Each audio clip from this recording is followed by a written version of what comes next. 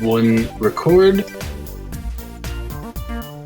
Hello and welcome to episode 138 of the IMPLANTgames podcast. I'm your host, Chris Genthy. With me, my co-host, Matthew Schultz. Matthew, how are you? I'm doing good. I have a weird setup today, doing the live stream again, but I'm doing good. I am shirtless. I am in a garage. It is over 100 degrees in here. So if you hear me fading or passing out, I don't know. Yeah, I don't know either. I don't know how to reach. You know, it would take me like 5 minutes to figure out where you live, and then by the time I call 911, right. I don't think I follow your wife on Twitter. I don't know if your wife. I don't know. I don't know what I would do. Why are you in your garage? It's just the best place to record with, 3 dogs and a 16-month-old. I see. Yeah. Is this normal? Do you usually do this in the garage? Yeah, usually. So interesting. I had no idea. I was actually poking fun with Matthew a few days ago because it was 100 degrees in California and it was 63 here, and I was in a hoodie and life was good. Yeah. It's the worst. I could not deal with that. To just like not be able to go outside.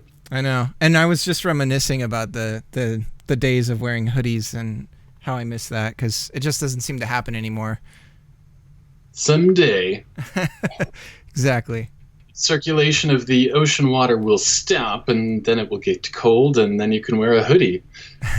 Assuming you don't die.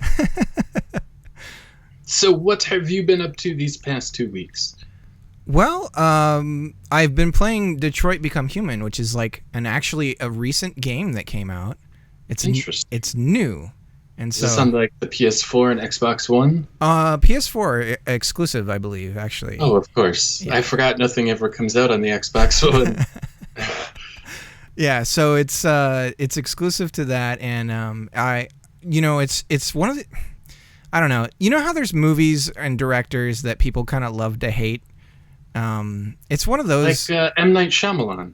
Yeah, exactly. I think that's probably a good example because probably, come on. Yeah, because you got a certain thing, and when people sort of get wise to it, I guess they get tired of it. But this David Cage, I believe, is the lead like writer / director of it. And okay. He has a very particular kind of style, but personally, I've been playing this with the wife's kind of game surfing over my shoulder and just having a blast. How often does your wife end up watching you play games? Is that normal, or is that it's more sign that this is rare? It is pretty rare. I mean, yeah, because if I'm playing like a Halo 2, like back in the day, that was instant like ignore. Just auto off. You're sleeping on the couch tonight, Matthew. Yeah, exactly, that kind of thing. But this has some, there's like a sense of levity to what you're doing. I mean, there's some pretty heavy themes in it and things like that. And then there's just a kind of a compelling story as far as I'm concerned about this a future world where people, androids are a thing. They're getting cheap enough for everyday people to start to purchase them, and there's this weird cycle of the androids taking over industries and things like that. And so it's this interesting way to personify the current automation, tech thing that's happening that's displacing jobs and things like that. And it transposes that onto androids and creates, makes them kind of a villain as a result of that. So is this third person, first person shooter, sci-fi? Is this a Farmville clone? It's hard. It's got like beats where you are controlling the characters and you're doing different actions, and then there'll be some quick time elements tied into that.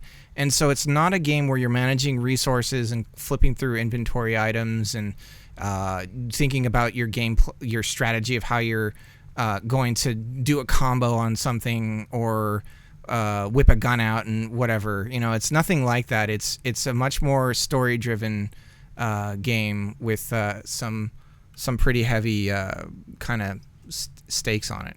So nice. Yeah.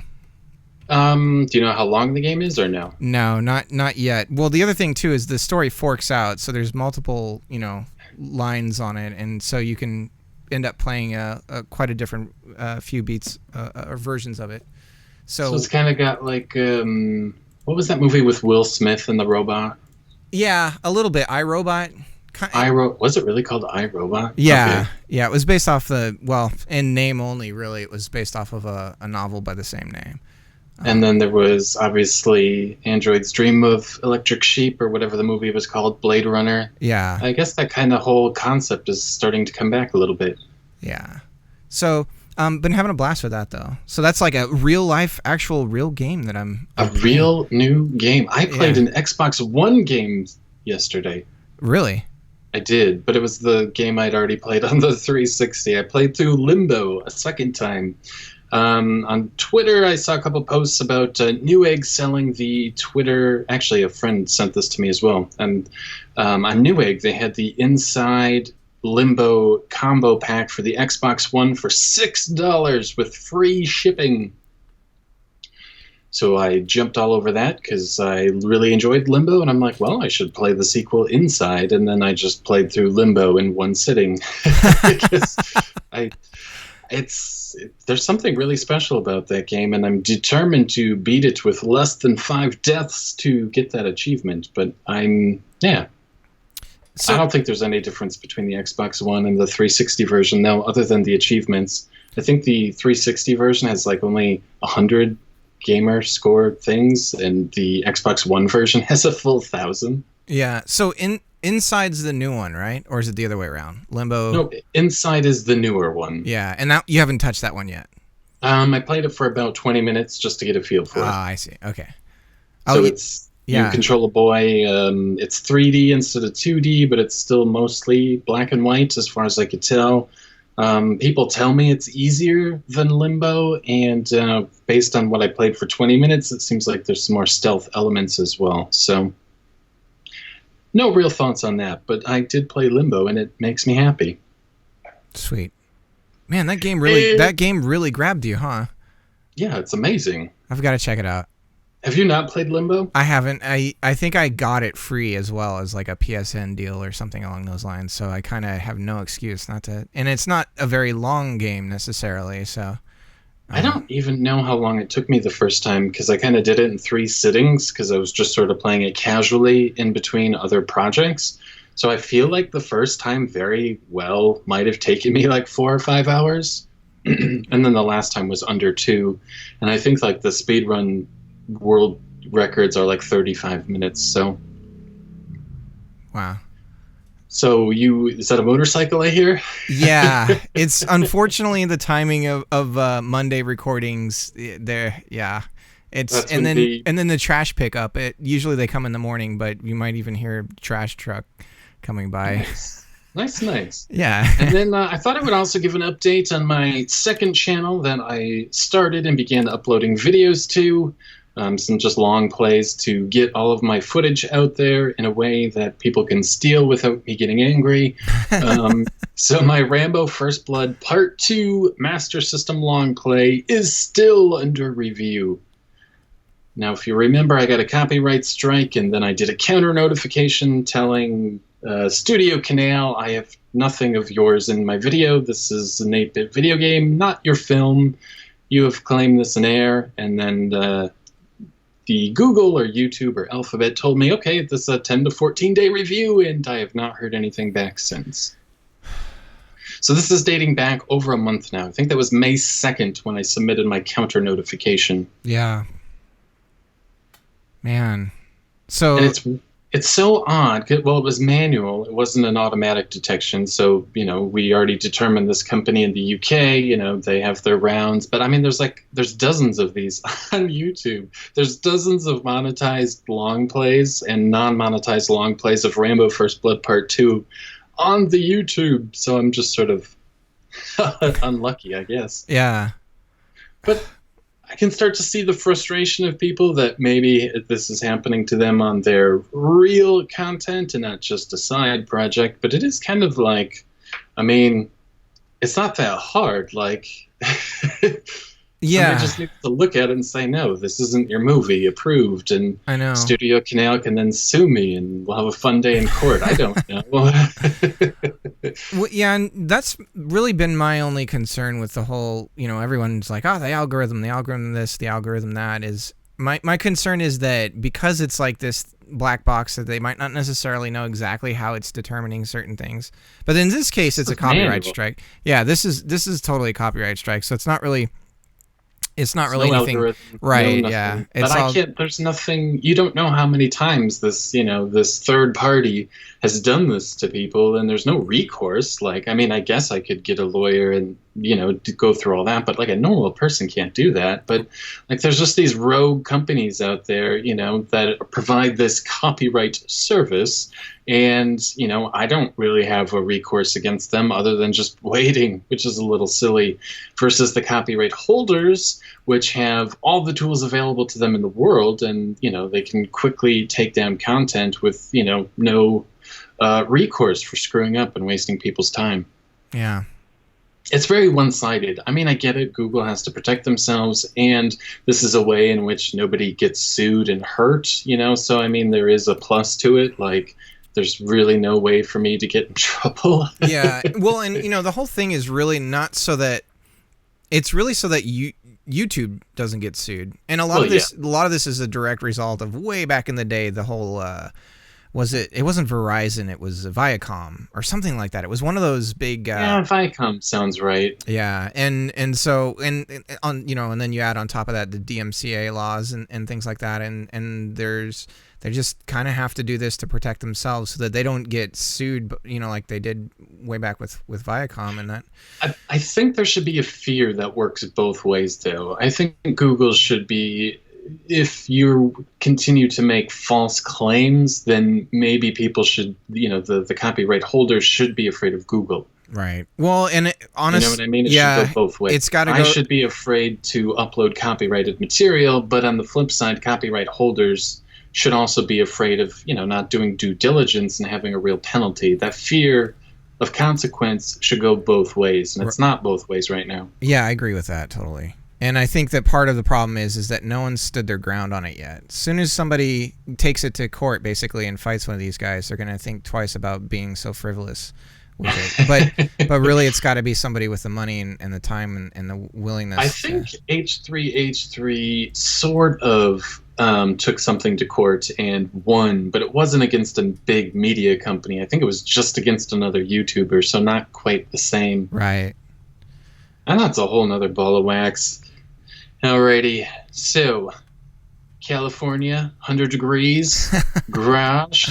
What's on your mind? Well, still planning on leaving, getting that going. I just tore out, kind of did a huge commitment here. Bought new sinks for both of our restrooms. Tore out the sinks in the master restroom, and I just started taking out the tile and done tons of landscaping and set up a whole new drip system and getting ready to paint the house and basically just getting ready to leave out of here. And it's funny to talk to people in the state and the attitude that people have. One of the most common things I hear is this thing about because one of the things that we are always talking about is how much cheaper it is these other states to live in for numerous things that it's cheaper, not just the fact that maybe the cost of housing. It's like, well, there's other things that make the whole experience a lot cheaper, and the common retort is, well, there's a reason why they're cheaper, as though to imply that somehow makes them lesser than the great state of California. And I just think the reason why everything is cheaper here has nothing to do with anything other than we have less rich people here. That is literally the only reason. Well, it's not a landmass that only goes north and south, is surrounded by water and desert, which is California. So you've instantly got a limited amount of available space. Besides the mountainous regions that are uninhabitable from a perspective of like a populated group of people, But yeah, it's just funny. There's kind of this weird attitude, and just like one of the other things that I'm noticing too is people are like, well, I'll be thinking about you. Like it's like I'm dying of something. It's just it's the strangest thing. But I'm excited. And I just want to keep giving little updates because this is happening, and I don't know. I just wanted people that are listening to be along you should tell them we have that magical pavement that doesn't get, oily when it rains. You're never gonna, and that's funny. I didn't actually. That's not like that's something that I've been told by people here too. So that's funny. Like I only was only repeating what I've heard, which is well, me too. Yeah. I've heard anybody that lives in California, or even like the late night shows. I think like Conan O'Brien might have been shot in California, or maybe I'm mixing that up with something else. But whenever they would rain, it would always be a running gag about how nobody wants to go outside when it's raining. And I don't know. That to me is the most bizarre thing, because I've driven home from work through hell. I've driven to work, through blizzards. It's just. Life goes on. You probably aren't going to die. Yeah. That's funny. I mean, you could go into a ditch, and that would be, that would suck for an hour, but, Yeah. Well, that's, funny. It's my wife and I, the only thing we're worried about going to other states is, like, most likely we're going to go to a place that snows. And so it's like, okay, snow driving. Are there, like, training courses that we can take? Is it really even necessary? Is it just as much as, like, opening up the state DMV manual and just reading about... I will give you a tip. Drive slower and brake sooner. I will tell you that the first day of the first snowfall that's going to come in December, there will be a record number of accidents because everybody will have forgotten, oh yeah, I got to start applying the brakes 50 feet sooner. Yeah. And then after that, it's all fine. Yeah. Alrighty. So we have a number of, people don't, it doesn't snow and then 5,000 people die. Everybody perished. Right. Green Bay loses, 10% of its population. That's just not what happens.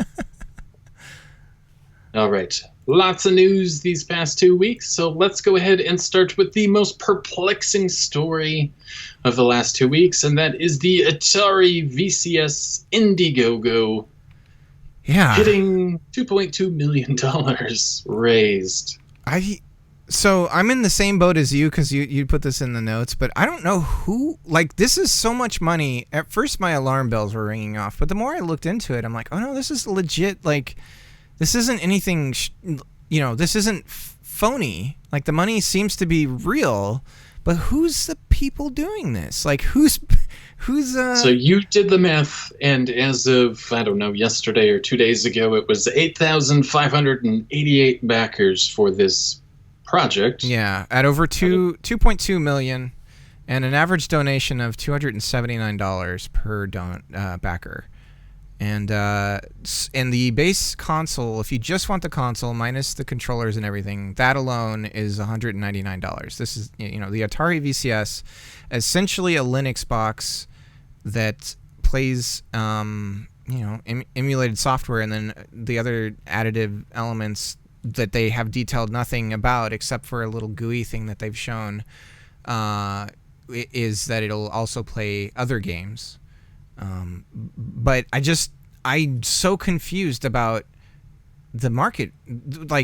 This whole thing is just... Where do these 9,000 people live? Because we're both plugged into this, right? You're involved in the retro community on YouTube. You're involved in it on Facebook with different groups, and we're both in it pretty deep on Twitter. And I am not hearing any excitement about this, or I've pre-ordered, or I was so pumped about this, or anything about it. And I would think that we're in the space that would be hearing about this. So clearly it is people outside of our bubble that are buying this. Yeah. Or that, the casuals. I guess. I guess it would be. I wasn't even paying attention. You put this in here, and I'm like, really? They raised $2 million? That's so bizarre. Right. It's strange, and it's So I think what it is it's really good marketing, because I started looking into it a bit more, and I'm like, where is this coming from? Because I was looking at the view count on the videos, the launch video, and the number of people that would have to have purchased to the view count is something like 1 out of 5. And so I'm like, this is nuts. Like, what's going on? And I looked into sort of, they got the press corps involved, the gaming press and the consumer electronics side involved. So you got Gizmodo, Kotaku, basic Engadget, IGN, like all these really big sites covered it. And so I think that was enough to just make this thing hit the right eyeballs. People that we, maybe there's people that listen to our podcast that are in this space, but I haven't really, felt that like bubbling thing going on. The only other thing I'll say about this, that I just kind of wanted to, a thought that I had was the initial goal was $100,000. So they've got a lot of like engineers and things like that. They've got a lot of big names on there, former Apple engineers and software guys and big, some designers that have had successful projects and stuff like that. But I wonder if they weren't ready for this big of a success. I don't even understand how, let's say the goal is 100,000. I don't even understand how that would pay more than 2 people. Right. I don't know what I mean? And like that's if you what have 3 engineers working on a project, it must cost more than 100,000. I totally agree. And the other thing is, it was a flexible goal, and within IndieGoGo's terms, essentially that means even if they don't hit the goal, as soon as the 30 days is passed, the money's theirs, whether they hit that or not. Obviously they didn't have to worry about that. But yeah, I think maybe it's intentional. Maybe they went real low because then they can say they beat their goal by they smashed it 20 times over. Right, exactly. So maybe that's what they're thinking of. And I know, a long time ago you had done all that interesting stuff you had talked about the guy whose name was the Feargal Mac. Yeah, and his name the is Atari Watch and all the other stuff. Exactly, and his name is gone. It's not on any of the promotional material or anything. That they've got a list of about 30 people involved in this, and he's just not on there anymore. So do you think he's still there, or do you think this is a different project now? I don't know. I don't know if he got the ball rolling and was there as an interim deal, but the design was set. They showed the ridges. They showed all of that. They hinted at it during his time. So I don't know. It's just fascinating to me because there was all these alarm bells, and now it seems like a real thing. Well, it should be easy to make, right? It's a off-the-shelf motherboard with off-the-shelf components on it, and then you slap Linux on it. I'm sure they, must have found, stolen, or bought an Atari emulator, and there's really not much coding there. Like, it should exist very easily, just like that silly CD system. You know what I mean? It's just off-the-shelf parts stuffed into a box. So at least, it's something that's real, like the Atari Watch and the other projects I've already forgotten about. But it's the excitement that I cannot fathom. So clearly it's just not gamers that get into the. I mean, there's no way I could drop $199 on a Linux box that won't be able to do anything. You know what I mean? Yeah. Like, I would much rather have the Xbox One S for $300, the Switch, and I don't even know what a PS4 goes for, but there's just way better ways to spend your money. It's just, to me, it does feel like people are paying a premium for the case. It is a sexy case. Yeah. And so it's So what I'm trying to say, Matthew, is I'm clearly an idiot. I have no idea what I'm talking about, and there are 9,000 people out there that are willing to buy this thing. So I'll just eat my humble pie and move on. Oh man, yep. What a weird world. Speaking of weird world, let's move on to the Team Sonic Racing announcement. So a few weeks ago, I think, they had Sega or Sonic Team had done a little teaser with this prominent R featured on a logo. That R was the same R found in Sonic R for the Sega Saturn and PC back in the 90s. And now they have done a full release of a new racing game called Team Sonic Racing. And I assume you watched the trailer? Yeah, and I wouldn't even... I guess the teaser is more appropriate. Sorry. You watched the teaser? Yes, yeah. No Danica Carvey. That was weird. I didn't... Yeah, it was just... I mean, were the cars even that different from... It just looks like the next Sega and Sonic All-Stars Racing to me. Yeah, the thing that popped into my head is the emblem, the team emblem, is behind Sonic Racing. And I had this idea that maybe what Sega's doing, because this is like clearly going to be the Sonic characters... outside of the All-Star Racing, where it was like a mix of Sega property. Oh yeah, they removed the Sega, didn't they? So no Samba de Amigo, no Rio. So I'm wondering if they're going to take that team emblem and slap it behind other Sega properties in like a racing series. Oh my god, it's going to be like Pokemon. There's going to be Team Sonic Racing and Team Sega Racing. Yeah, something like that. But I don't know, not much about it except that the quality of the games that the team has made in the past, and the fact that this might be like more focused. As far as, like I said a long time ago when we talked about, I forget the two names of the All-Star Racing games because they're both slightly different, but the one that came out on the Wii U, it transformed. It had like human actual, like I made that joke, but it had actual human racers. And it was the weirdest thing to have a real life person in this kart racer. So did it had like Dale Earnhardt Jr. or something along those lines? Yeah, and like the female racer, Danica Patrick. Danica Patrick. That's Okay. I was trying to think of it. I was losing you, and then it just dawned on me who you were talking about. Right, and so it was just the weirdest thing, and so I like the idea that it's more focused, and it's Sonic, so they're gonna have like cutscenes and story and all that kind of stuff. So it'll be kind of funny to see how they tackle that. So I will say, Sumo Digital, when I was researching, they were responsible for Outrun 2 being ported from the arcade to the Xbox, and I assume PS2 and PSP. And I will say that is an unbelievably good-looking game for the original Xbox. It's amazing. It looks like it looks like a next-gen title. It's totally mind-blowing.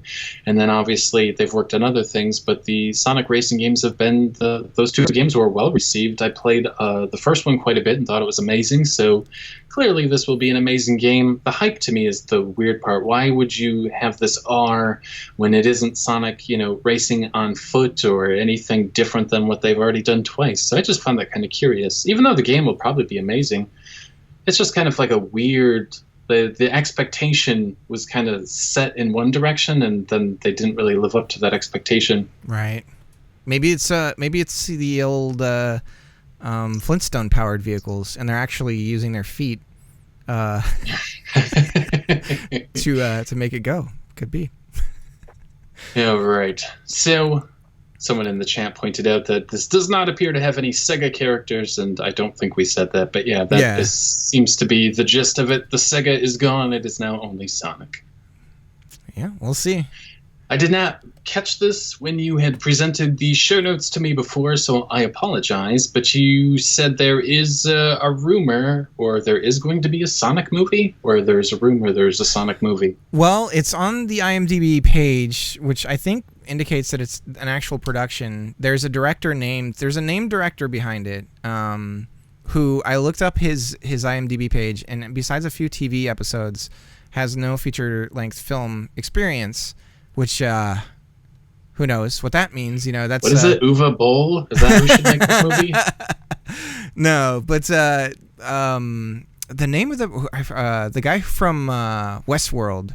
I gotta bring up the James Marsden, and I think he was also wasn't he also one of the X-Men? He was the guy with the eye. I'm way out. I have no idea. Oh man, I can't remember his. I'm a horrible nerd right now. I can't think of who he was on X-Men. But Cyclops, that's who I'm thinking of. Anyways, yeah, so he's tied to it, and apparently it's going to be a buddy cop like thing with that's what the rumors are saying, is that he's going to play a detective sidekick to Sonic, which is weirdly close to what Nintendo's working on, which is real as well, which is a Detective Pikachu film, with Ryan Reynolds cast as I think he's going to be playing Pikachu. We're living in the strangest timeline right now. Nothing makes sense, and anything is possible. What is that game called? Is it Ad Libs? Where like you ask somebody like for a noun, a verb, and a color, and then Mad you spit Libs. out something absurd. Exactly. Oh yeah, there we go. It's Mad Libs. Yeah. So we're just a strange thing. I just wanted to put this in here because I have a feeling we're going to come back to this until the release, because I think it's just going to get weirder and weirder as it goes along. Because who's going to play Sonic? Like, I'm curious, like, what are they going to do with that? Are they going to... Because they can't... Like, if you're doing a feature-length film, you're going to cast somebody in as the role of Sonic. That's going to happen. So, like, are you going to get a Donald Glover or whatever to play Sonic? That's what I'm wondering. I don't understand. I guess I should have read the story. I have zero... I really enjoy Sonic, but I don't really... It's not because of the stories. It's because of everything else. I don't... Right. I can't, you know what? I'm not a filmmaker. I can't even begin to imagine how to make a movie about Sonic the Hedgehog or starring Sonic the Hedgehog. I don't have a clue. And a lot of the Sonic stuff, too, is so bad it's good, as far as, like, the story stuff is concerned, you know? Like, you know... I vaguely remember watching the cartoons as a kid, and even a little bit of Sonic X, but I don't even remember anything about them. Like, they did not leave a, you know... I can't say, oh my god, this episode Sonic, oh, it made me cry. It was so nothing. No. I have no idea. It's going to be, what a weird world. What a strange time. All right, Sonic movie. I cannot wait to watch the reaction videos to the Sonic movie. Oh, yeah. Or the trailer. What went wrong? 10 things that went wrong. All right. Let's move on to some YouTube news, and that is YouTube experimenting with the subscription feed. Some users are experiencing an algorithmic subscription feed rather than a chronological subscription feed. Yeah. Does this upset you? Well, I mean, so long as there's an option to have that, like YouTube's motivation will always be, whether you say one thing or not, what they're doing is always going to be finding a way to get you to continue to watch videos like optimum. Whether that's a good thing or not is arguable. Like, you know, because my feed gets poisoned every once in a while where I get these really weird suggestions, and then like WatchMoto creeps in and is like, hey, you know, watch 10 of us in a row for no reason. Like, don't you want to? Stuff like that starts to happen, and I think that's as a result of the optimizing of like eyeballs, basically. But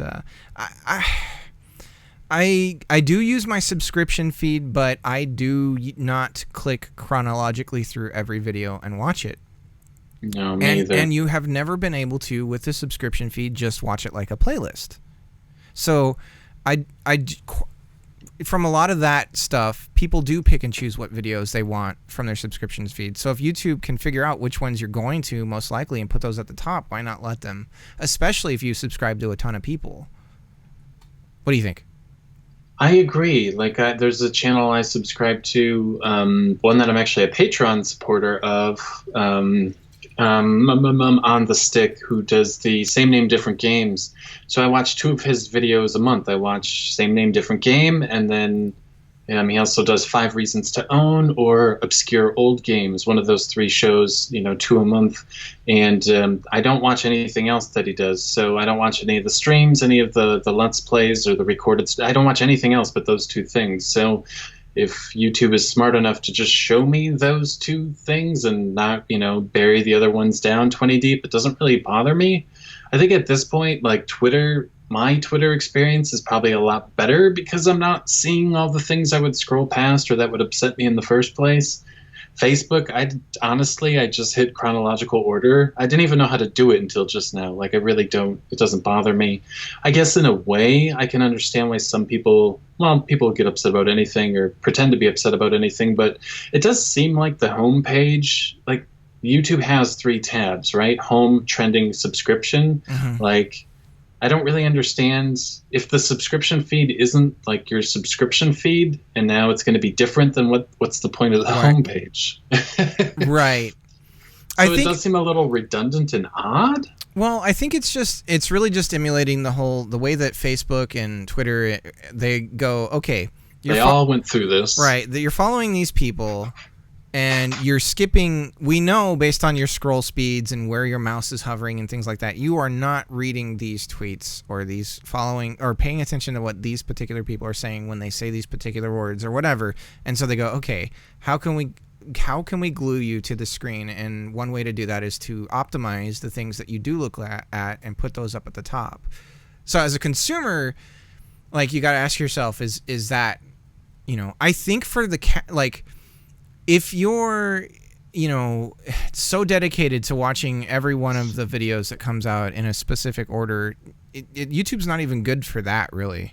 But I don't know. I so long as they make it so that you can go somewhere and see a chronological release of the videos of people that you're following, I don't really see the issue. And these things happen. YouTube changes its look and everything, and there's always that like ripple of reaction, and it happened when they changed their site recently, and I actually kind of like it. But did it change? It was like a year ago. Oh, yeah. I don't know.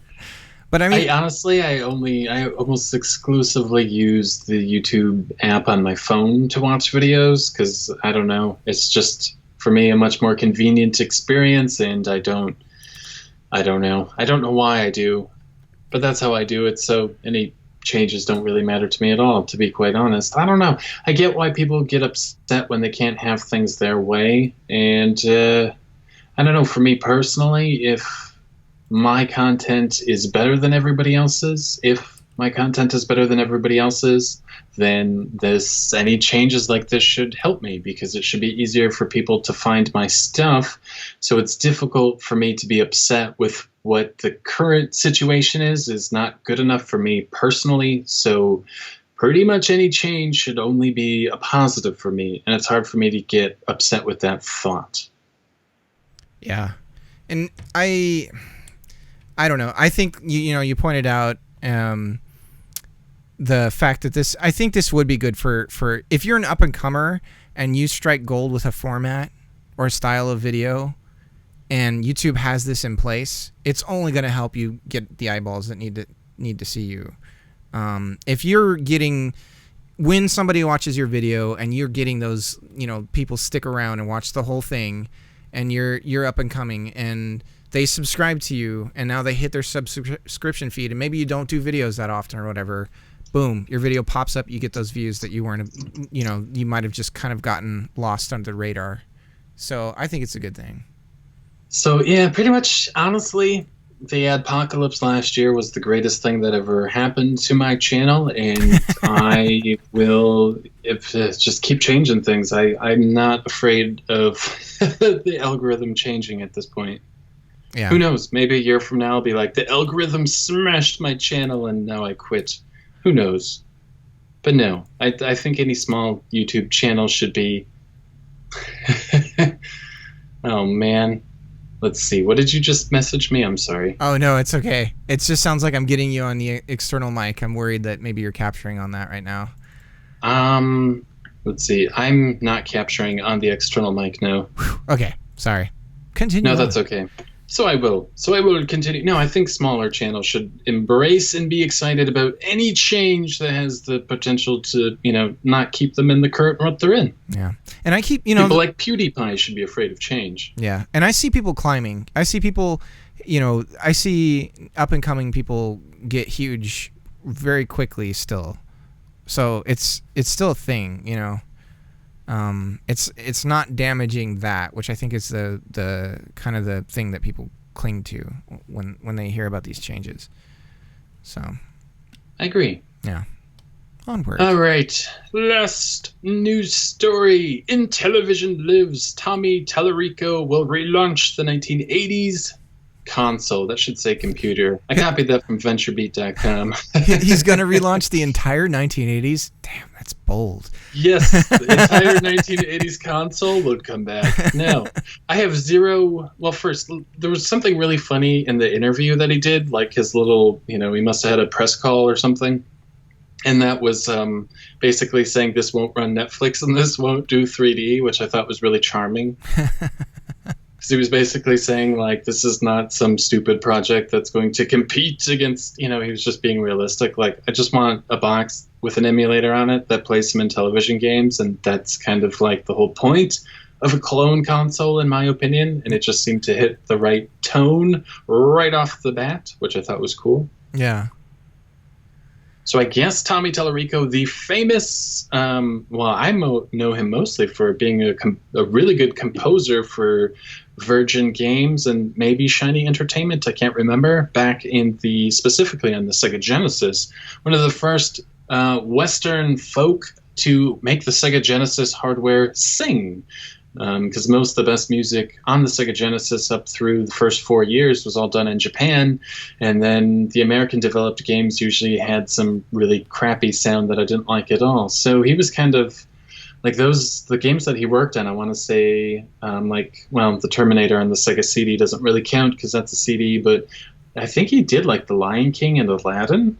Yeah, he's done a lot of... I'm mixing my games up. Yeah, he's done a ton. Maybe the Jungle Book as well. And I go back and I'll play some of these old, I'll play like a PS1 game and be like, man, the soundtrack's amazing, because that's when they could drop the whole bits, bleeps and bloops, and then have actually, recorded. You could do whatever you wanted. Right. And it was like, man, this is great soundtrack. And I'll look at it and find out that he was the one that did the score or whatever. So I think he's still around, but he's such a personality. And he was also he was on the, I forget the name of the show, but he's done gaming stuff as far as as a TV personality as well, I guess you could say. He had a show. I forget I think it was called The Electric Playground. I don't even remember what channel it was on. Yeah, it might have been like a Canadian public television thing that also might have been picked up on Tech TV or I think CD that was it. TV back in the day. Yeah, that sounds right. But I at this point, anything, he's probably going to make $2 million. So, no kidding. That's the bar. So, 2.2 million for a project run by who knows. Yeah. So there you go.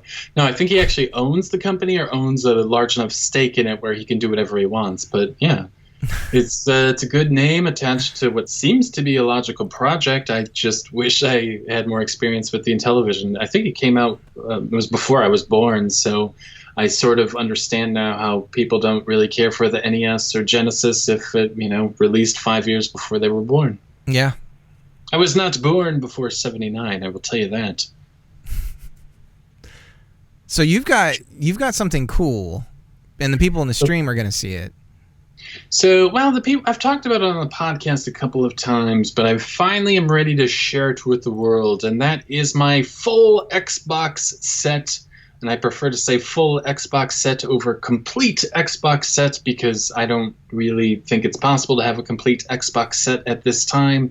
You're probably looking at 1,500 titles with variants and pre-release this and box that, and but it's around, I think I have it written down, it's about 863 or 866 individual titles were released on the original Xbox, and I have them all, along with many different variants and versions as well.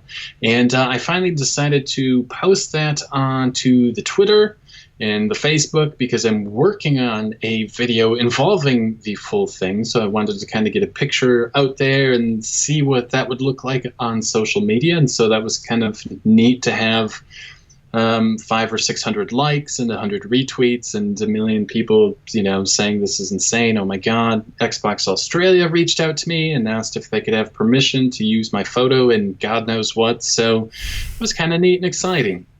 That's cool.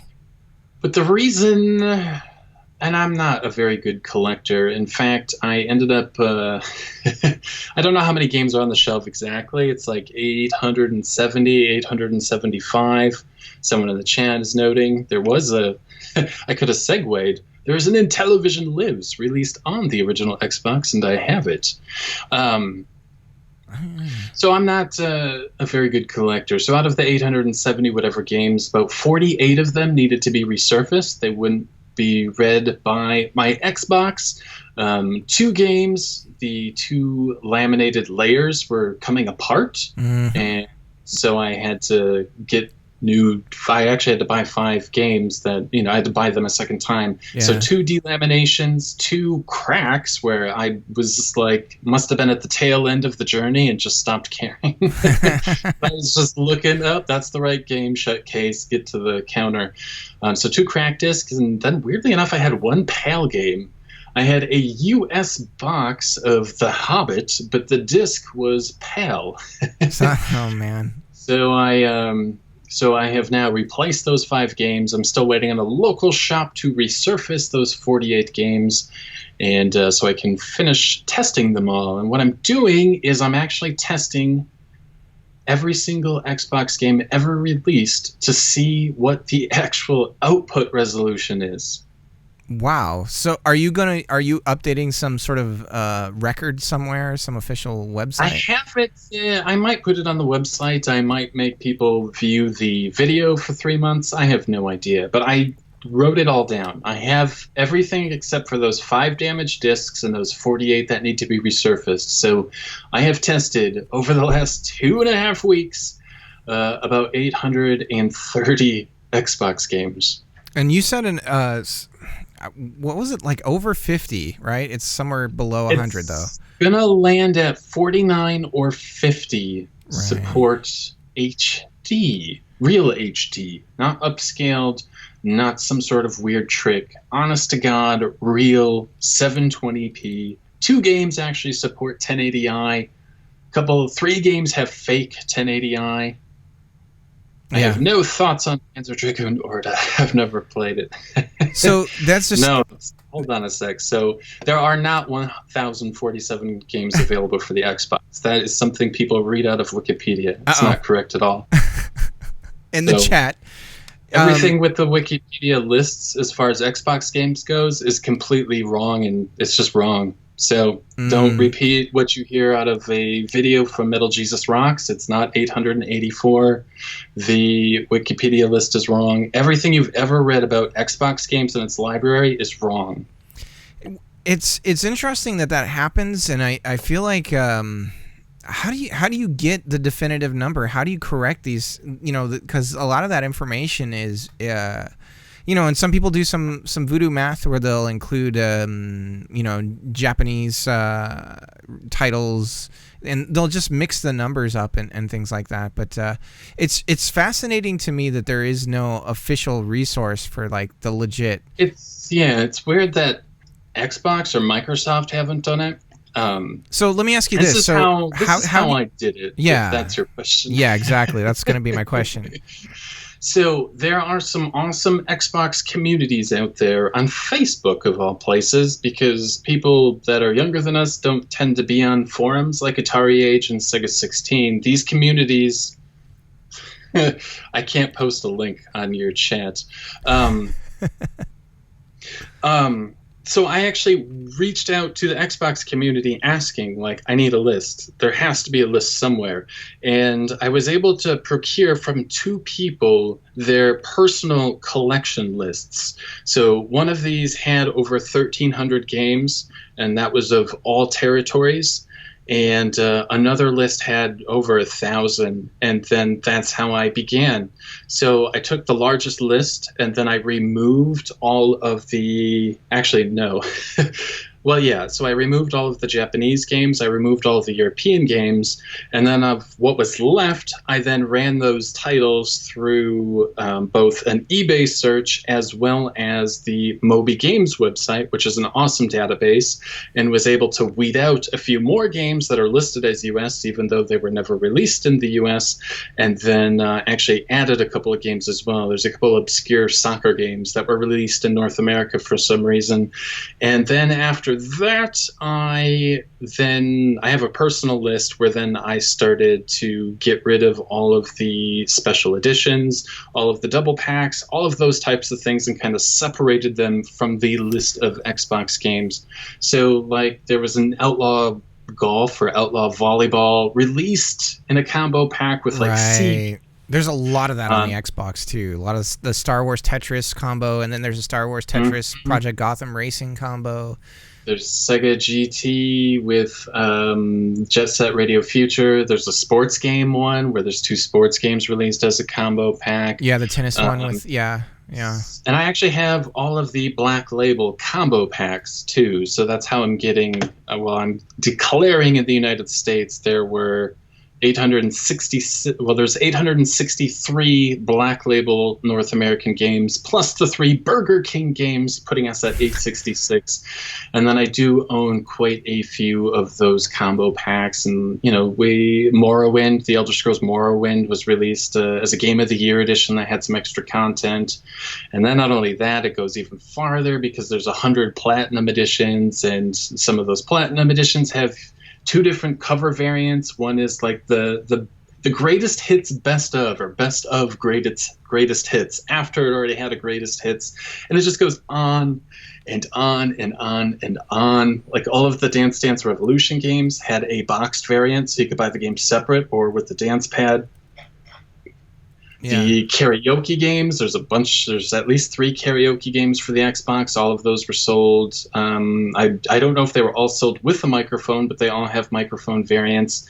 There's a couple of versions of Batman Rise of Sin Tzu that either had the Batman or Batgirl figurine bundled with it. There was like a Xbox version of one of the Tony Hawk games, had a skateboard bundled with it. Like, so it literally is endless. Yeah, so you're going by unique title count, not necessarily if I wanted to play if I wanted to play every single Xbox game, what is the minimum I would have to do? Right Makes sense.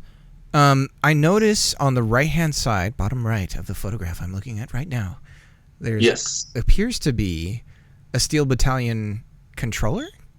Yeah, there is I have a boxed Steel Battalion. That is insane, man. And the box is nice, too, because it has all the cardboard crap from the inside, so it actually all fits in the box correctly. Yeah. So I have Steel Battalion. I have tested it. It works, and the game is, I'm not very good at it. There's like, it's kind of like people who play like the original version of Magic.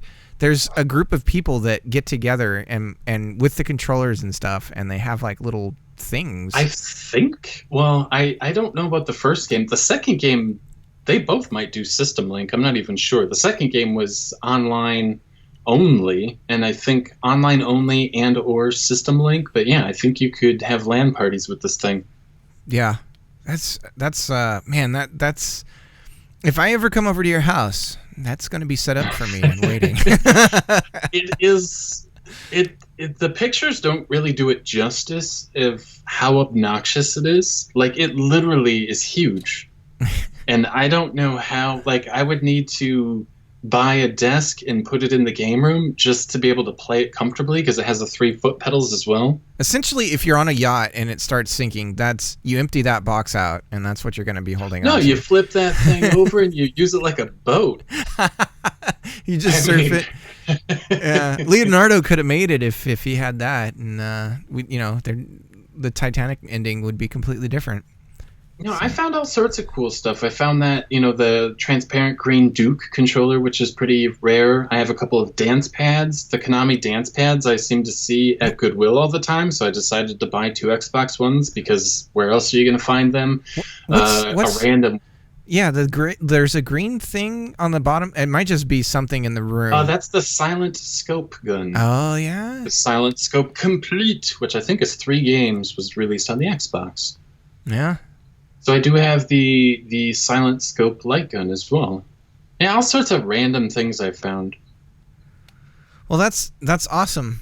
So you are going to do a video on this. So this was going to be Saturday's video from 2 days ago, but I was on Thursday. I realized there was no way for me to finish the video in 2 days and have it be what I wanted it to be. So as soon as I realized I couldn't do it, then I switched gears and made that Sonic video instead. So now for the next 5 days, I will be testing those last 53 or whatever games. And then I have my recording set up already for the 720p stuff. I'll have to do a little more work to get some 480p so I can do some side-by-side and some swipes and some reveals, and as well as the 2 games that support 1080i. Like I said, the Wikipedia list is so bad. I mean, it lists Blood Rain 2 as being 720p. It isn't. There's a ton of games on there that aren't 720p or 1080i. There's a ton of games that are 720p but not 1080i, but both of those boxes are checked on the Wikipedia list. There's a couple of games missing from the Wikipedia list altogether, which is pretty sweet. And I also wrote down all of the 480i games because there's only 50 games that are interlaced. The rest of the 800 plus games are all progressive, which is pretty sweet. It really smashes the GameCube and the PlayStation 2 as far as 480p goes. So as you can imagine, this was a tedious grind to get through. I'm talking sitting in a room for 6 hours straight, putting in a game, getting to the title screen, taking it out, getting to the next one, writing everything down, and for multiple days in a row, just doing this monotonous task. It was an absolute pain in the ass, but there's so much misinformation about the Xbox, the original Xbox, and its video output. So I have a full collection, so I might as well just do the work, and then I don't have to rely on anybody else, and I can share my information. Already on Twitter, this is what I'm really afraid of, is there's so much misinformation, and no offense to whoever tweeted at me. They're like, oh, the Warriors, that's 1080i. It's like, no, it isn't. I played it at 720p, and then I realized, this is going to be 2 weeks of my life, people telling me, you're wrong about this game, and I'm going to go into the bedroom, and I'm going to put in the disc, and I'm going to be right. And it's like, stop. Right. Put in the game and look at it. Don't just send me a message saying, it does this. It's like, no, go test it, take a picture, and get back to me. So I'm going to have to try and figure out a way to word my video to eliminate that, and then just try to be patient with all the misinformation that is about to get directed my way without getting frustrated about it. Yeah, and it's got, you've done the work, and so it just that's got to be extra frustrating. But so they're not indicated on the backs of the boxes. They are, but the back of the boxes are a mess. Right. So there are games that are high definition, but they don't say it on the back. There are games that claim they're 720p, even though they're not. The most famous being Sonic Heroes, for example, says 720p on the back. It's not even a widescreen game. It's just 480p, 4x3. There are at least a dozen titles that claim they support 720p, but they don't. So yeah, it's the back of the packaging. There was I kid you not, there was literally an Xbox game on the back. It says it's 420p, which doesn't exist. Right. There is no such thing. No, it's like they were typing in 7, or they were thinking 7 and sneezed. They mixed up 720p and 480p. Yeah. Got 420p. So Ludicrous Fool 79 asks, what do you mean by games with fake 1080i? I will tell you that MX Unleashed and MX vs. ATV Unleashed both output at 1080i, but they are not rendered internally at 1080i. They are rendered internally at 540p, and it displays those 580p frames as a 1080i field. So it's actually, if you want to play MX Unleashed or MX versus ATV Unleashed with the maximum amount of pixels, you should actually disable 1080i in the dashboard and play at 720p. So when I say fake 1080i, it's not actually rendered at full resolution. It's outputting at 1080i, but it's not rendered that way. And if you have a 1080p TV, not a 4K TV, but a 1080p TV, if you play MX or MX versus ATV Unleashed, you'll notice immediately that every pixel is like a 2x2 pixel. Right. And it's very easy to tell it's running at half the resolution. And then the other one is the first Matrix game. I think Enter the Matrix. Like, it outputs 1080i, but it isn't, I don't even think, I haven't done the 720p test yet. It honestly looks like 480p upscaled. It looks terrible. And it's very obvious it's not running in high definition. Yeah. The two games that do really have 1080 lines of resolution are Dragon's Lair 3D, it looks stunning. Like, it's kind of an amazing, like, it's 3D 1080i on the Xbox. It's ridiculous. And then the Atari Anthology actually runs at 1080i as well. So there are only two games that truly run in 1080i. And I don't know what Enter the Matrix is doing. I'll figure it out. But yeah, so there's not 5, there's not 10, there's 2. And there's 49 or 50 games that run in 720p. Sweet. Ludicrous Fool. We have time, so these questions are actually pretty good. Yeah. And he says, in my case, Mortal Kombat Armageddon in 720p is literally unplayable because the screen is a jumbled pixelated mess. Unless the 720p resolution is disabled, then it displays like normal. There are, I don't know how many different versions of the original Xbox hardware. I have 3 Xboxes, and 2 of them don't display the Castlevania game correctly. They're like the bottom quarter or bottom eighth of the screen is like horizontal lines. So there is some variant Xbox hardware, and the compatibility isn't exact like you would expect. So if you're at a flea market or a thrift shop and you see a $20 Xbox, I might grab it.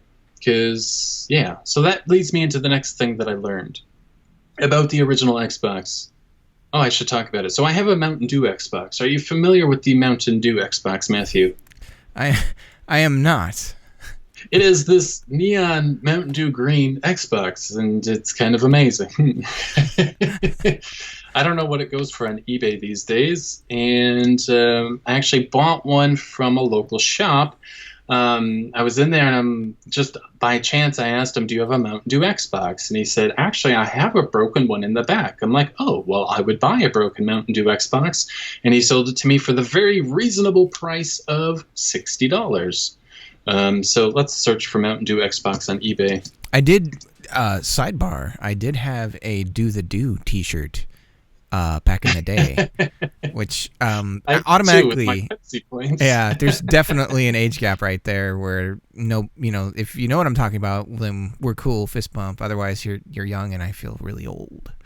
So as you sit in your garage, yeah, you can see how expensive these are. The cheapest one is $240, and they seem to hover around $400. Let's see what they actually sold for. Is there something beyond looking baller, as the kids say? That's it.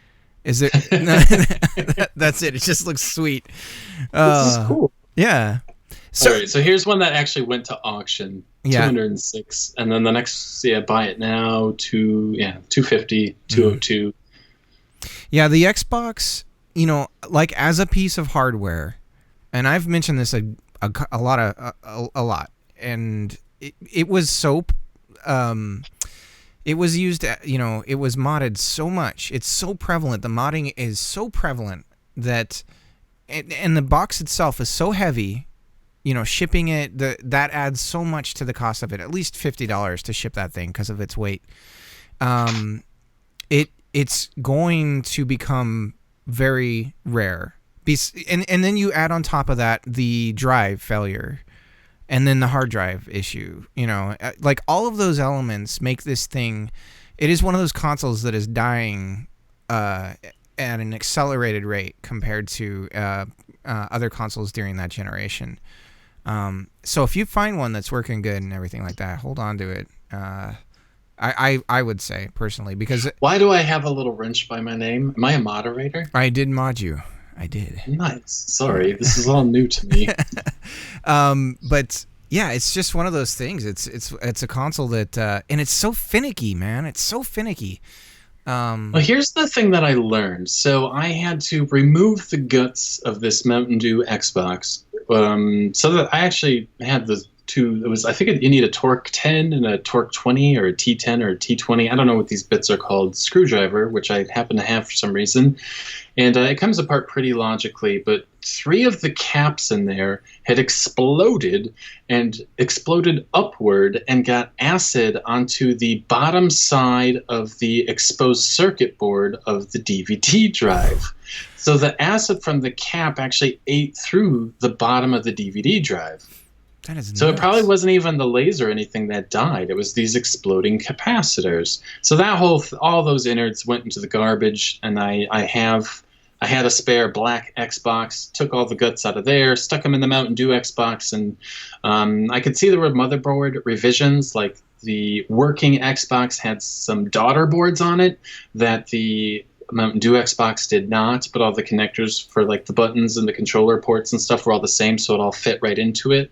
And so it all fits and works, but it won't turn off. Like if I turn it off, it will shut off and then immediately turn back on, which led me down the rabbit hole of an issue with Xboxes having a bad clock capacitor.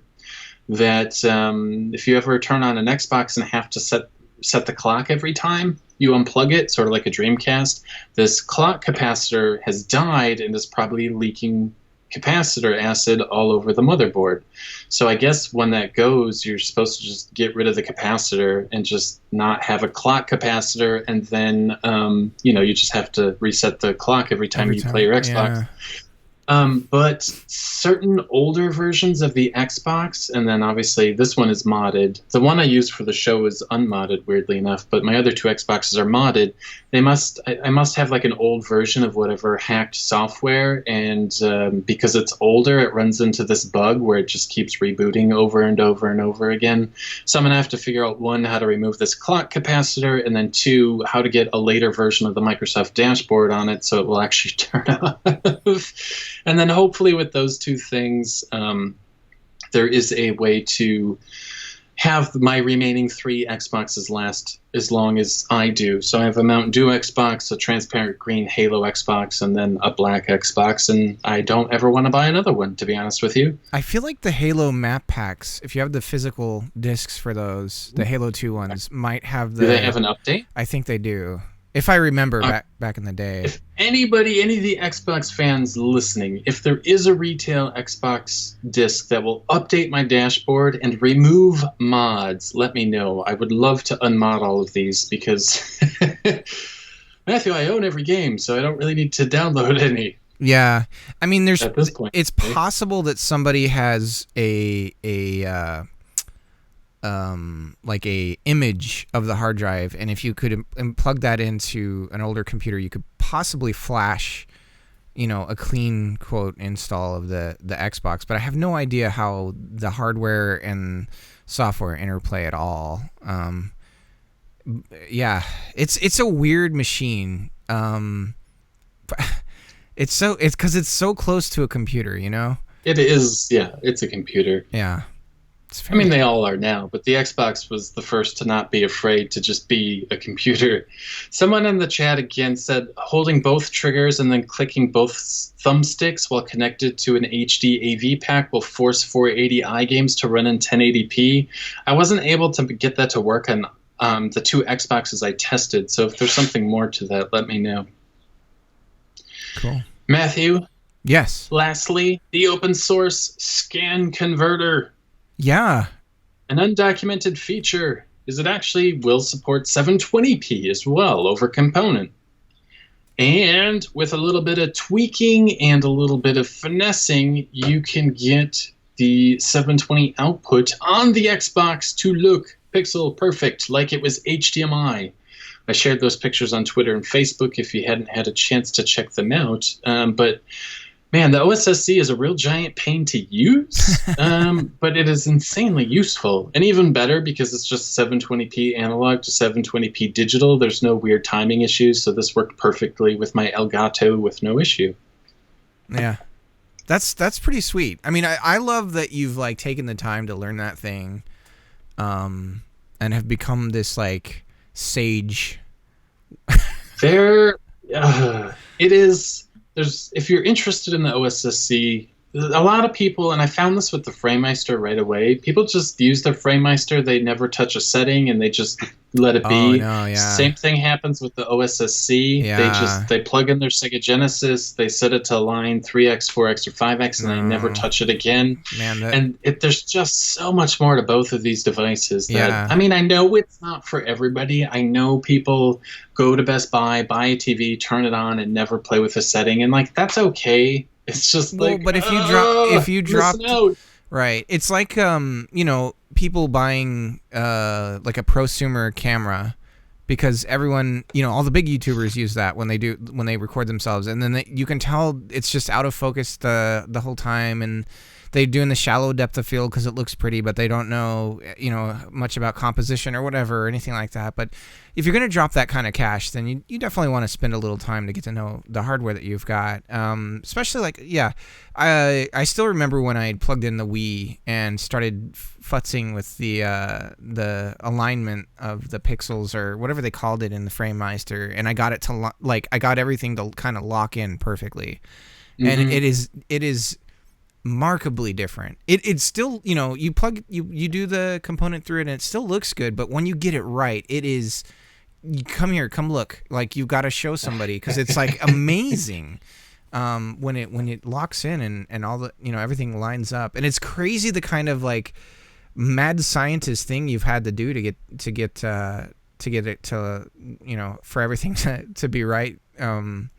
So I forget, you're doing the OSCC. Is that right? The acronym? Did I get the acronym right? Yeah. So you're doing that for? Is it specifically for the what was giving you problems? Was it the Xbox games? The latest Elgato doesn't even support components, and I found that feeding 720p into the FrameMeister it didn't give me a pixel perfect image. Right. It was the frame. It was the endpoint. It was the capture that you had to kind of make this Frankenstein thing in order to get the capture to be just right. Yeah, it's just the FrameMeister is really good at a lot of things, but it's not perfect at anything. Right. And the OSSC is like perfect at a lot of things and then totally unusable in a lot of things. It's nice to have both. But anyway, did you look at the pictures I posted on Twitter by chance? I can right now. I'll look them up. You should, because they're like, if you look at the first picture, which is from Mortal Kombat, Metal Combat, it's from Mortal Kombat Armageddon, and then look at the lady's hair. And you can see like the individual pixel of hair. Just one little pixel all by itself. No blur, no nothing. Just perfect. Oh, let me right click, please. There we go.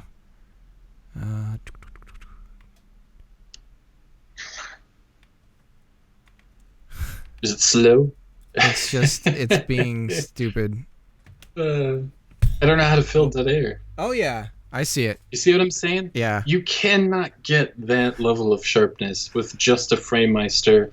And I have no idea if a television would give you that level of sharpness, to be honest with you. So this image, but you can see, like, that looks like it was captured from a PC and then JPEG'd, get the JPEG held out of it. Yeah, I mean, it looks like you're in the studio and they're developing the game, and that's like what you would be staring at. Like that fidelity. So I'm really excited to get the correct information out there for people to chew over that care about this type of thing. I'm really excited to share the information about the pretend 1080i games. I'm really excited to share the information about the actual 720p games. I'm really excited to share the best looking Xbox footage that has ever been released to the world, to be quite honest. I mean, outside of emulation, you just cannot make the Xbox look like this, unless you're emulating it on an Xbox One, of course, because that does actually run in a higher resolution, which is pretty amazing. Yeah. Well, it would be interesting too. You did all this research. If we start to see a correlation between the titles that are being released and getting kind of the special treatment, because there's certain. I don't think there is. I honestly, I think Microsoft is just doing the games they have access to or have already emulated, because like Blinks and what's the game with the weird atmosphere? The Tim Schafer game, the Psychonauts.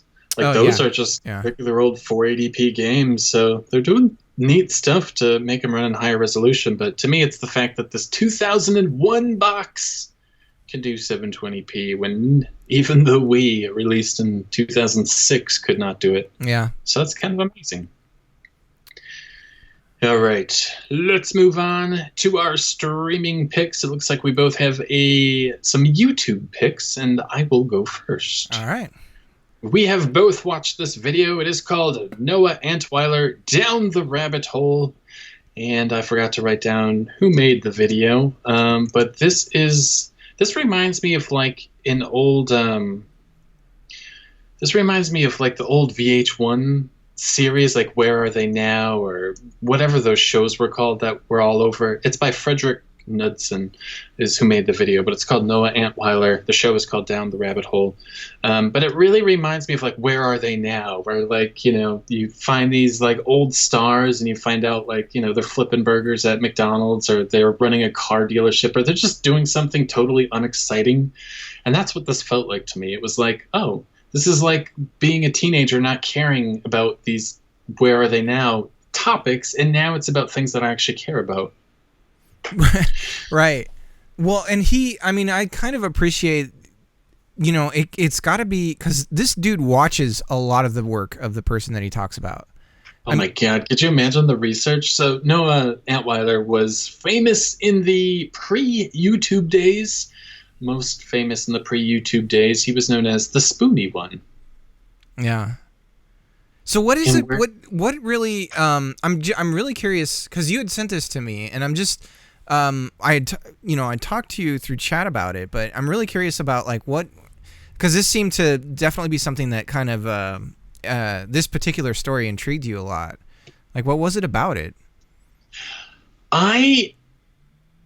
Because I remember watching the Spoony one did some videos called FMV Hell, like either in 2007 or 2008, and I remember vividly watching him review Sewer Shark, and I thought it was like the most fascinating review I'd ever seen, because who on earth would ever sit down and play an FMV game, and then here he is playing a bunch of them, and I thought it was really, really interesting. And that's what kind of got me onto him, but I didn't really ever care for any of his other videos. I remember when I first started doing YouTube more seriously, maybe in 2014, I remember a friend of mine telling me that, oh, Spoony, you know, the Spoony Experiment is one of his favorite shows. And then here we are in 2018, and I mean, the channel is more or less dead. He doesn't really have a career anymore. He just has some sporadic streams now and again. And, you know, he's just not at the top, like, I mean, at one time he was this in the same vein as the angry video game nerd James Rolfe. Like he was it. He was the king. He was at the top, and he's nothing anymore. And to me, it's just such a fascinating tale. Like, how does someone go from the king of, you know, retro gaming, modern gaming, pop culture in 2008 to like a running joke in 2018? How does that happen? I had to know. Well, you know, and it's interesting. It does seem to follow a pattern that it was an early precursor almost. It was almost like his the whole rise and fall thing mirrors a lot of what you see now, where you've got these, you know, whether it's a YouTuber or somebody else who's internet famous for another reason, they end up putting their foot in their mouth on social media somehow, and you know, revealing maybe some less than palatable views on whatever, and then that you know, can kind of cause this this spiraling effect. But the the fascinating thing, because I hadn't seen any of this or known about this, Were you aware of the Spoony one at all? Or was that okay? But when I saw the E3 thing, that was fascinating, because that is, that, oh man, that was, and I felt, because I do know Angry Joe. And I think I do recall him mentioning something that really damaged his reputation within like those kind of venues.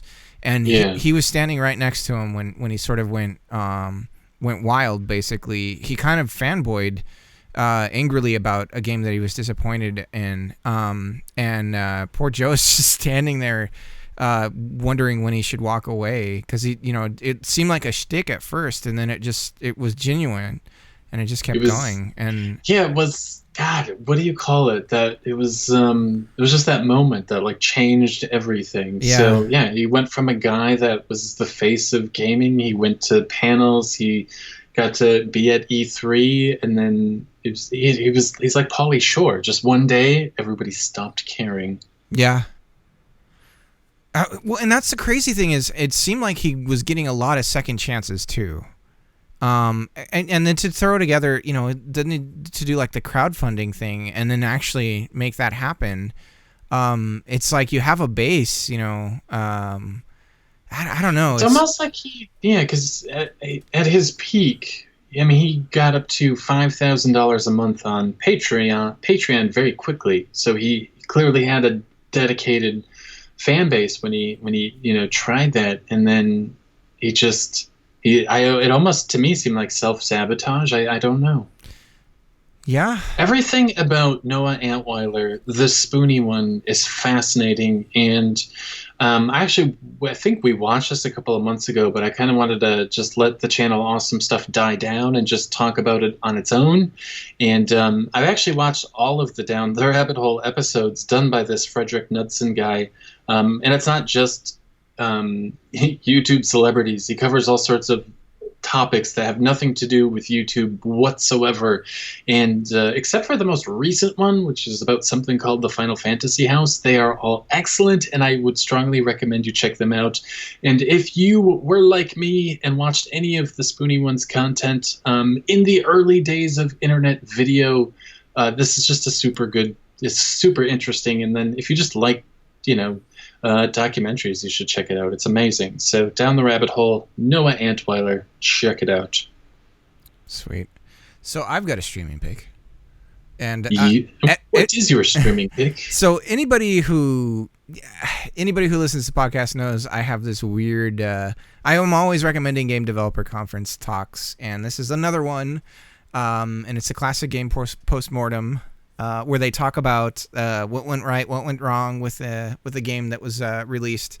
And this one covers NBA Jam, the arcade game. And nice. It is a great piece of it's entertaining because you've got the guy who provided the voice work, and he's like kind of interjecting. It kind of reminds me of Uncle Joey from Full House. Where it's like it's supposed to be funny, but it doesn't come off that way. But anyways, it's like, oh well, yeah, it's still it's still great stuff. But it's just all about the how that game came to be, and the story about what it was before it was NBA Jam, and how it became this like arms race of, well, let's make it more ridiculous and more arcadey, quote unquote, and how that process kind of started happening, because originally it started out a lot more grounded, and then it gets into the story of how they got the NBA to get behind it and how they pitched it to them, and they show the original pitch video. And one of the more interesting parts was the early digital face capture that they had to do back in the day. And what's fascinating to me about it is how they went through this process, because they were trying to get all angles of a player's face. And obviously these guys, they're not going to be able to go and just get them all to line up and take their pictures and stuff like that. Not back then, because this wasn't even happening in games yet, where they were capturing, players' faces or anything like that. So they had to actually go through and record live games and get sports magazines and just find pictures of these people and go, and try to reconcile. They had to do like artistic. They'd get a close enough angle, but then they'd need an artist to come in and interpret, a different, the face is facing too far up, or the nose is, the head's at the wrong perspective or whatever. And so it's just crazy how much work the whole putting the face of the player in the game in. And then it goes off on, if you know anything about NBA Jam, it is heavy in secrets and like codes and was like Bill Clinton in there. Yeah, you can play as Bill Clinton. I think Hillary Clinton's in there too. If I think recall. She is one of the versions. Yeah, but I don't. Yeah, and that's one of the things they get into is the different releases of the game. But then it gets even more fascinating. They start to talk about how they got kind of finagled out of the name NBA Jam because of the license agreement that they had set with was it Acclaim? Was it? I can't remember the original publisher. Midway owned the game and made the game, and then I think Acclaim had the publishing rights for home consoles. Right. So what they did, it's just really, I won't spoil it, but they weren't, the contract wasn't ironclad for them, and so they were basically pushed out of the name, and so they couldn't publish games under the NBA Jam name anymore, and it was kind of tarnished by Acclaim, I believe. But it's just like really fascinating stuff. It's more from a publishing side or game, not necessarily like the game development side, but more from the publishing angle, and just sort of some of the like day-to-day struggles, I guess you could say, of making the game. And then there's a lot of interesting stuff that they talk about as far as when they went out to test the game and the problems that they found with the 4-controller setup and things that they hadn't thought of. And just learning how to inform the player.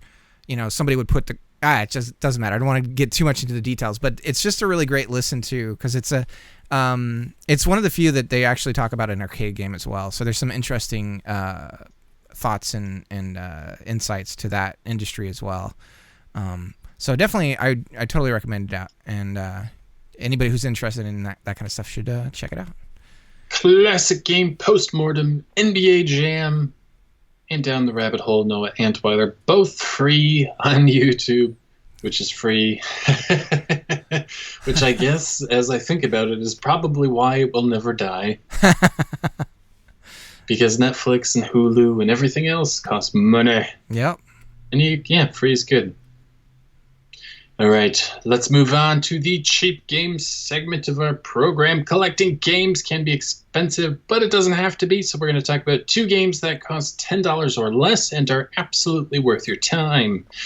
So I am going to pick, I bought this digitally, Another World 20th anniversary. I got this on the Xbox One, and the reason I actually bought this, Matthew, is because I think last week I had said Limbo reminded me of Another World, and I think you kind of pushed back a little and said they're not that similar, and I'm still not sure. It definitely reminds me. You know what it is? It is the flat graphics, like the vector graphics. There's not, the detail is all in the shapes. It's not in, sprites or polygons and textures and things like that. But I do feel there is the thing that is so similar about these 2 games, like technically you should be able to beat Another World or Limbo without dying on your first try, although it's not going to happen. But what both games do is, like, if you just can't figure out how to progress, if you just like kill yourself, you'll often learn something new about the stage. So in Limbo, if you can't figure out how to do something, if you just jump into a new area or just try something that you know is going to kill you, that will give you the missing piece of information you need to know to move forward. And that is what both of these games. So Another World is, well, it's obviously way more crude, difficult, and unfair than Limbo. But in some ways, I feel like if you cannot figure out how to get farther in Another World, if you just suicide into some new location, you will learn something that you need to get through the challenge. And that's where the two games seem similar. Could another element be, does it have that sort of like, Another World has that beat where it's like, the game kind of informs you, you're past this, like for instance, I mean, spoiler alert, for it's like 25 years old now or something, but you know, when you first encounter the beast in the game, well, no, let's just say when you warp in and you're in the water and you got to figure out, you got to swim up, and like then you die and you're like, oh man, and so then you swim up, and then it has that thing of, okay, I made it that far, and it's like, all right, I can breathe for a second, and then the next thing happens and you're like, how do I get over this thing? And then you make it past that and you're like, okay, I can breathe. And in a way, each of those like beats, they act like levels. Like every new challenge or puzzle is like a level. Yeah. And if you fail, you just start back at the beginning of that specific part. But yeah, it's just like that, where every obstacle is like its own self-contained little thing. And then once you get through it, then you move on to the next one. And then once you fail at that a few times, and then you pass it, and then you get to the next one. So it does have that sort of beat that Another World 20th Anniversary has. I see. Okay. So Limbo, it's when I play Limbo, I immediately think Another World or Out of This World. So you should buy it. And I wish I could just send you one of them now that I own 2 discs. And you could try it and play it and beat it, and your wife would watch it, and yeah, it would be amazing. But this is the reason I picked this is because it is $8, and it is a very convenient way to play. So playing this on the Super Nintendo or 3DO or Amiga or Atari ST is not $8, and probably a lot more complicated to get going on modern equipment. It looks great in 1080p, although the frame rate is still that same choppy frame rate from the old games. I don't know if it's like 20 or 30 frames per second, but it's not 60. So I found that very strange at first, especially after playing Limbo. Like, oh, this is not 60 frames per second. I guess maybe they really did port this, not just emulate it or recode it. So I thought that was interesting.